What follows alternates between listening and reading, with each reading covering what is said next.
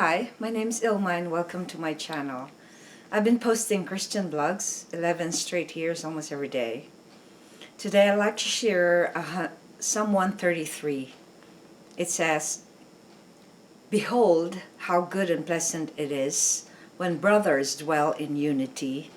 It is like the precious oil on the head, running down on the beard of Aaron, running down on the collar of his robes. It is like the dew of Hermon, which falls on the mountains of Zion. For there the Lord has commanded a blessing, life forevermore." Psalm 133, 1-3. And here's the poem I wrote, inspired by this psalm. The upside of unity and downside of division. When there is agreement among God's chosen people, creativity and love abound, peace and harmony arise. When 2, 3, or more are gathered in one mind, many things are accomplished and results are not hard to find.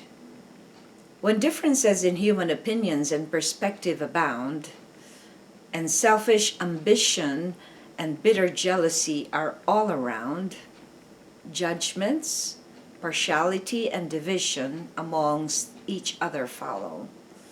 Confrontations and fights erupt. Many are in pain and sorrow. When there are fights and quarrels among the nations and peoples, confusion, disorder, and uprising is not far from happening. When opinions and presumptions are the groundwork of relationships, there is much pain and misunderstandings, then love disintegrates. Where there is love, patience, kindness, gentleness, unity is cultivated. When we do not think highly of ourselves, we begin to respect one another. Harmony is a result of loving our neighbor as we love the Lord. Peace and blessings come forth when we live for truth and follow the law. Reflection. What results from unity as specified in this psalm? In this psalm it describes that unity is good and pleasant.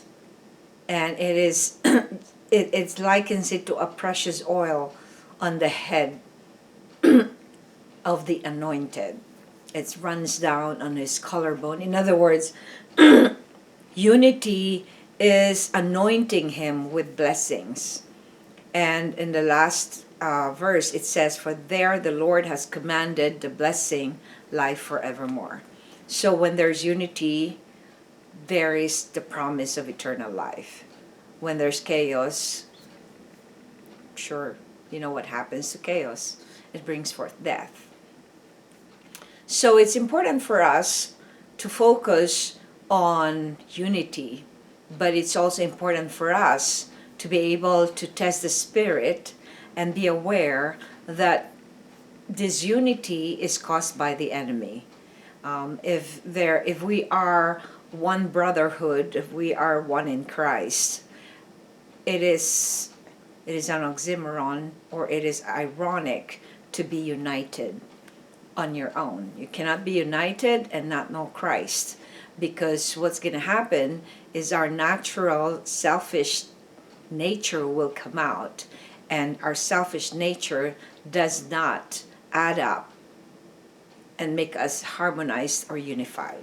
So it's important for us to think that when there is division, when there is disunity, we need to get to the root of that, or what is causing it. And as long as we are not able to expose what is causing it, there will be a continuous disorder and chaos that will follow. So I encourage you to dwell on this psalm. See your relationships, see the church that you're in. If there is disunity, if there is division, pray that the Lord will bring out and expose whatever lies that are being in it. And as in James says, that all kinds of bitter jealousy and selfish ambition results in disorder or chaos.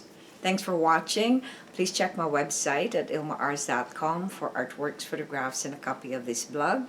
Please subscribe to my channel on YouTube so I could make more videos for the Lord. Thanks for watching.